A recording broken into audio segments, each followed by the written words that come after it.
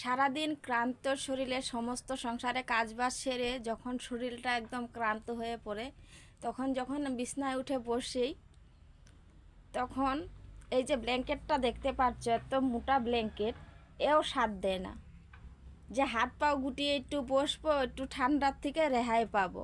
এই ঠান্ডা পড়েছে তো এত মোটা ব্ল্যাঙ্কেটটাও ঢোকা দিয়ে দেয়। সত্যি কথা বলছি বন্ধুরা, ব্ল্যাঙ্কেটটাও ঢোকা দিয়ে দেয়। তো এখন কি মনে হয় তখন, যে এই মোটা ব্ল্যাঙ্কেটের কোনো দাম নেই, যতটা না সেই মায়ের আঁচলের দাম ছিল। মায়ের একটা শাড়ির পাতলা পিলপিলে একটা শাড়ির আঁচল, সেইটাই যতটা গরম দিত, এই ব্ল্যাঙ্কেটটাই ততটা গরম দিচ্ছে না।